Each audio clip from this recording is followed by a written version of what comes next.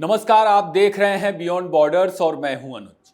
बाकी बातें बाद में करेंगे। आज सबसे पहले आपको बदरिया की कहानी सुनाता हूं। शायद आपने सुनी भी हो। एक बदरिया अपने बच्चे के साथ पानी के खाली टैंक में गिर जाती है। गिरने के कुछ देर बाद टैंक में पानी भरने लगता है। जैसे जैसे पानी भरता जाता है, बदरिया अपने बच्चे को पानी से बचाने के प्रयास करते नजर आती है। पहले गोद में उठाती है, फिर छाती से चिपकाती है और उसके बाद कंधे पर भी बिठा लेती है और आखिर में सिर पे भी रख लेती है। मगर टैंक का पानी बढ़ता ही रहता है। जब पानी बदरिया के सिर तक पहुंच जाता है और उसके डूबने की नौबत आ जाती है, तब जानते हैं वह कौन सा काम करती है। आखिर में वह अपने जिस बच्चे को सिर पे बिठा कर बचाने की कोशिश कर रही थी, खुद को बचाने के लिए उसी पानी में उसी बच्चे के कंधे पर खड़ी हो जाती है। बदरिया बचती है या नहीं, किसी और दिन बताएंगे। फिलहाल ट्रंप सेठ के टैरिफ स्ट्राइक से उपजे ट्रेड वार में जो चीजें दिख रही, वह हूबहू उसी बदरिया की कहानी से मिलती जुलती है। आगे हम टैरिफ को लेकर जो कुछ चल रहा, उसी के तहत चीजों को समझेंगे। भारत के लिए सकारात्मक और नकारात्मक क्या है, उसे भी समझेंगे। भारत दूसरे देशों की तरह टैरिफ पर शांति से क्या और क्यों कर रहा, उसे भी देखेंगे। और यह भी पता लगाएंगे कि जो स्थितियां हैं या आगे बनेंगी, उसके लिए भारत ने क्या तैयारियां की हैं। आज का वीडियो मजेदार है, आप अंत तक बने रहें और अपनी राय भी जरूर साझा करें। दोस्तों, शुरुआत में कहानी की जिस बदरिया का जिक्र हुआ, उसे आप अमेरिका समझ सकते हैं और यूक्रेन को उसका बच्चा। तमाम गोरे मित्र देशों को, जो अमेरिका के मित्र देश हैं, उन्हें भी अमेरिकी बच्चा के रूपक में ही देखें। अब देखिए, पहले कोविड महामारी और फिर रूस यूक्रेन युद्ध के बाद किस तरह के हालात दुनिया में बने। पूंजीवाद से अमेरिका ने जो अस्तित्व बनाया था, कमाया था, वह संकट में है। बिल्कुल बदरिया की तरह अमेरिका डूब रहा और अब अपनों की ही लाश पर खुद को खड़ा कर बचाने की कोशिश में जुटा नजर आता है। गोरी दुनिया जिसे अपने मॉडल पर गुमान था, उसका गुमान आज की तारीख में ध्वस्त हो चुका है। क्या मजाक है कि अमेरिकी मंगल पर मनुष्यों की बस्तियां बसाने की तैयारियां कर रहे हैं, मगर मौजूदा संकट का उनके पास कोई जवाब नहीं। गोरा कुनबा बिखर चुका है। ब्रिटिश प्रधानमंत्री स्टारमर ने अपने एक लेख में वैश्वीकरण के खात्मे की घोषणा तक कर दी। दुनिया के लिए, भारत के लिए इसके मतलब हैं। चीन जो खुद को कम्युनिस्ट कहता था, वह आज की तारीख में साम्राज्यवाद और पूंजीवाद का एक उत्पीड़क चेहरा भर नजर आता है। अमेरिका से आगे निकलने की होड़ में चीन आज जहां खड़ा है, जिसकी वजह से खड़ा है, एक बार उसके पीछे लगी वर्कफोर्स की हालत आप देख लीजिए। एक तरह से चीन ने अपने मजदूरों का बूंद बूंद खून और पसीना निचोड़ा है। कम से कम चीन की तुलना में अमेरिका और पश्चिम की तमाम वर्कफोर्स को आप करोड़ गुना बेहतर पाते हैं। भारत में चीन की उड़ती टैक्सियों की तारीफ करने वालों को हवा में उड़ती टैक्सियों के पीछे की कहानी को भी एक बार जरूर देखना चाहिए। दोस्तों, इस हफ्ते सोमवार के दिन जब दुनिया के शेयर बाजार खुले, तो भारी गिरावट देखने को मिली। बाजार औंधे मुंह गिर गए। अमेरिका में ट्रंप का भारी विरोध हो रहा सड़कों पर। ट्रंप समर्थकों का एक धड़ा इसके पीछे जो विरोध हो रहा है, चीनी साजिश के तार भी तलाशने में जुटा है। अमेरिका, चीन, जापान, भारत, ब्रिटेन, लगभग हर जगह हालात बद से बदतर नजर आए। शेयर बाजारों में लाखों करोड़ रुपए एक झटके में डूब गए। कहीं 10%, कहीं 11% तक की गिरावट देखी गई। भारत के लिए अच्छी बात यह रही कि 4% की गिरावट दर्ज हुई, जो दुनिया के तमाम बाजारों को देखते हुए सबसे सकारात्मक और सबसे अच्छी स्थिति कही जा सकती है। जाहिर है कि मंदी के आहट की आशंकाएं जताई जा रही और इसकी वजह कोविड महामारी के बाद लगातार बिगड़ते हालात हैं, जिनमें पहले रूस यूक्रेन युद्ध और फिर इजराइल हमास की जंग का सबसे बड़ा हाथ है। यह भी कहा जा रहा कि अमेरिका मंदी की चपेट में। अमेरिका के मंदी की चपेट में आने का मतलब है कि दुनिया भी मंदी की चपेट में। एक अमेरिकी राष्ट्रपति के रूप में ट्रंप के पास और कोई चारा भी नहीं था टैरिफ लगाने के, जैसा वे कर रहे हैं।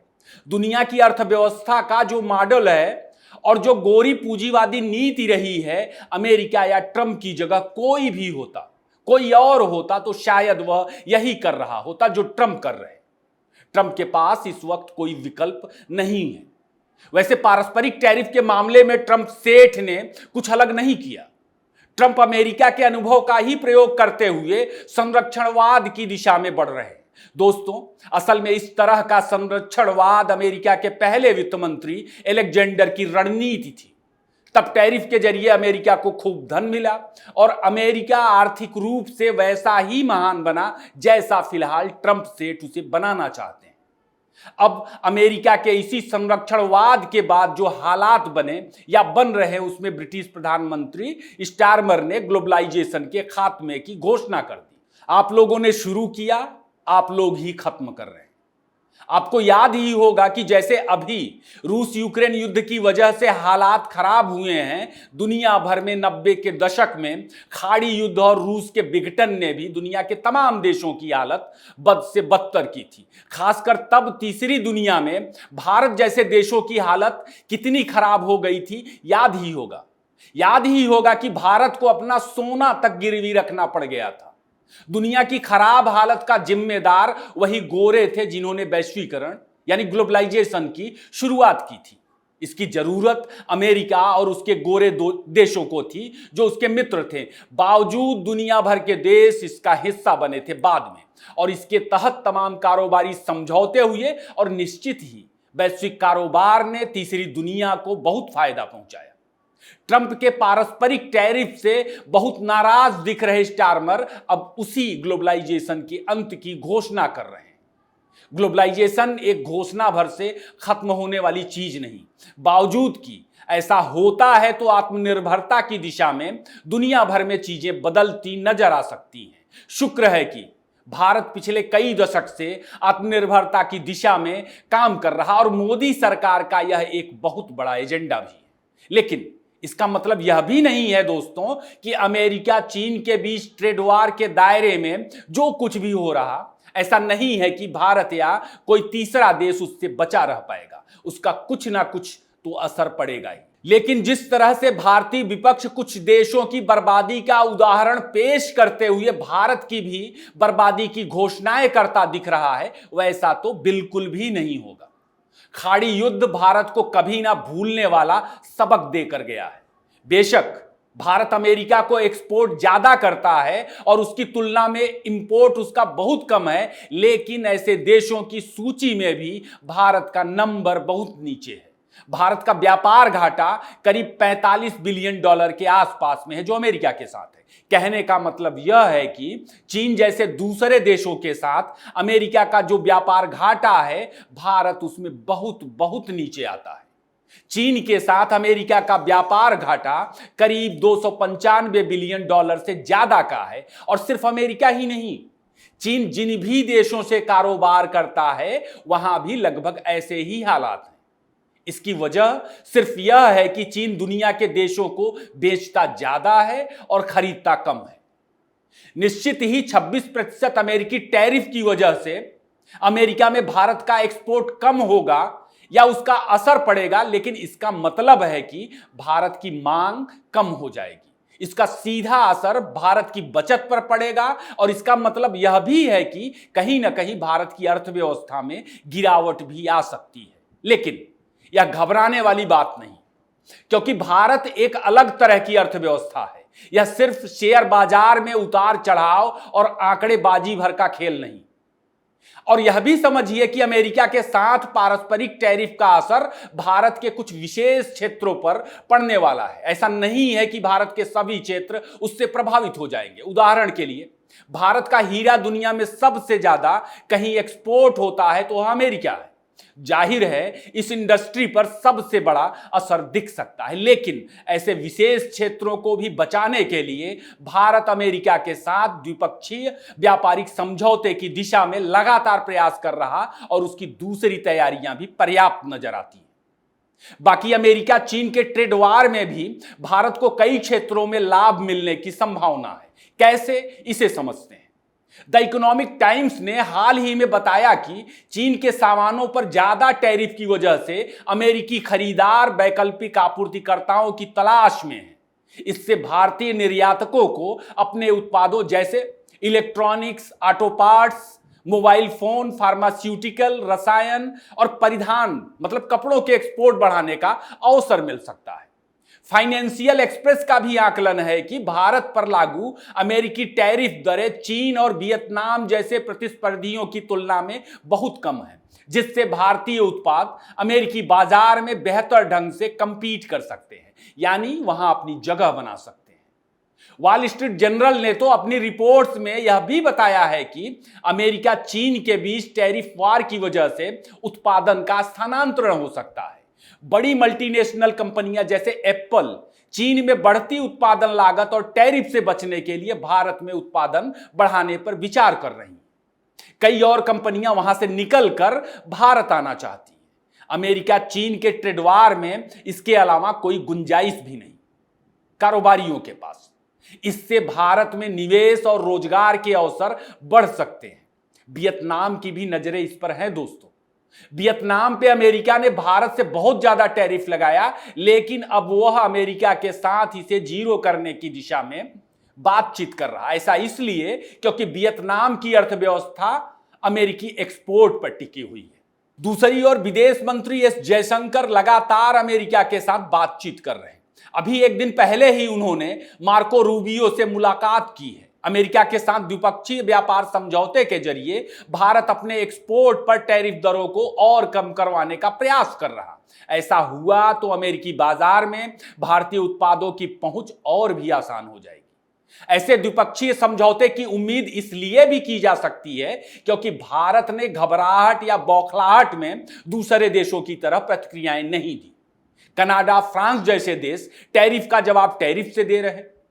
यूरोपीय देश कभी अमेरिका को धमका रहे और अगले ही पल इंडस्ट्रियल गुड्स पर पारस्परिक जीरो टैरिफ की वकालत भी करते नजर आ रहे। वेट एंड वॉच की नीति में भारत पूरे मसले पर धैर्य से काम ले रहा। यह एक अच्छी रणनीति है। पारस्परिक टैरिफ के बहाने तमाम देशों ने अमेरिका के साथ अपने रिश्ते तनावपूर्ण बना लिए हैं इस वक्त, लेकिन भारत ने कोई भी उकसाने वाली कार्रवाई अब तक नहीं की है, बल्कि अमेरिकी भरोसे को बनाए रखने और अपनी बार्गेनिंग क्षमता को बढ़ाने में दिलचस्पी दिखाई है। भारत की कोशिश इस पूरे मामले में अवसर तलाशने की है, जो साफ साफ नजर आता है। तो जो बदरिया पानी के टैंक में डूब रही है, जिसका जिक्र शुरू में किया गया, उस बदरिया को भारत जैसी बड़ी आबादी वाला देश अपना हाथ दे करके बचा सकता है, वरना बदरिया का अंजाम बेहद खतरनाक भी हो सकता है। वैसे भारत के पास अतीत का अनुभव है और वह बेहतर दिशा में प्रयास करते भी दिख रहा। दोस्तों, 2007 में दुनिया लगभग इसी तरह की मंदी का शिकार बनी थी। तब भारत ने मांग बनाए रखने के लिए 2 लाख करोड़ रुपए ग्रामीण अर्थव्यवस्था में झोंके थे। रोजगार गारंटी स्कीम और मिड डे मील जैसी योजनाएं शुरू की गई थी। ग्रामीण क्षेत्रों में इंटरनेट पहुंचाया गया था। इन सब चीजों का असर यह हुआ कि हमारी अर्थव्यवस्था में गिरावट जरूर हुई, मगर हम माइनस में नहीं गए और मंदी का शिकार होने से बच गए। अब देखिए, भारत की 40 करोड़ से ज्यादा आबादी के पास अभी भी इंटरनेट नहीं है। यह दूर दराज की आबादी है। स्टारलिंक के साथ जियो और एयरटेल का समझौता वही नतीजे दे सकता है जो नतीजे अटल बिहारी वाजपेयी के दूरसंचार प्रयासों ने और देश की राजनीतिक स्थिरता ने 2007 की मंदी में दिए थे। स्टारलिंक के साथ जियो और एयरटेल के बीच जिस तरह से समझौता हुआ, वह उसी जरूरत के लिए नजर आता है और चीजें रातों रात बदली भी जा सकती हैं। तो जिस तरह के हालात बन रहे हैं, भारत इसे अवसर में बदलने की दिशा में दिख रहा।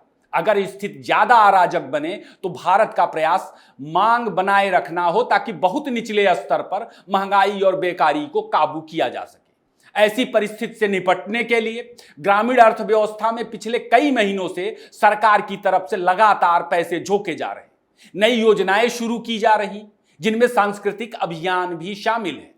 मेक इन इंडिया और लघु सूक्ष्म उद्योगों के लिए शुरू की गई केंद्र सरकार की योजनाएं इस दिशा में क्रांतिकारी साबित हो सकती हैं। ढेरों योजनाएं हैं जिन्हें यहां पर गिनाया जा सकता है। औद्योगिक प्रयासों से इतर सांस्कृतिक मोर्चे पर भी मांग किस तरह बनाए रखी जा सकती है और बढ़ाई जा सकती है, इसमें प्रयागराज के महाकुंभ और अयोध्या का उदाहरण भी दिलचस्प है। महाकुंभ और अयोध्या ने उत्तर प्रदेश के पूर्वी हिस्से में क्या बदला, यह केस स्टडी है। अब तो अयोध्या, प्रयागराज और बनारस के साथ कई जिलों को जोड़ के एक बड़ा धार्मिक सर्किट बनाने की तैयारियां भी शुरू हो चुकी हैं। काशी, मथुरा, संभल में भी इसी तरह की मांग बनाने के प्रयास दिख रहे हैं। उत्तराखंड में चार धाम के लिए जो इंफ्रास्ट्रक्चर विकसित किया गया, वह इसी तरह की मांग बढ़ाने की दिशा में निर्णायक नजर आता है। नासिक और हरिद्वार में कुंभ जैसे सांस्कृतिक अभियानों के जरिए जो अगले साल, आने वाले सालों में होने जा रहे हैं, उसके जरिए भी इस तरह की मांग बनाए रखने की या बढ़ाने की कोशिशें दिख रही। महाराष्ट्र में पंढरपुर की यात्रा, काशी तमिल संगमम और बौद्ध स्थलों पर अंतरराष्ट्रीय कार्यक्रम, ये सब इसी कड़ी का हिस्सा नजर आते हैं। दोस्तों, खेल खत्म नहीं हो रहा, यह तो भारत के नए खेल की शुरुआत है। आज का वीडियो यहीं खत्म करते हैं। अपनी राय जरूर दें, इसे ज्यादा से ज्यादा लाइक और शेयर करें। फिर किसी नए टॉपिक पर मुलाकात होगी। आपने इतना वक्त दिया, आपका बहुत बहुत धन्यवाद।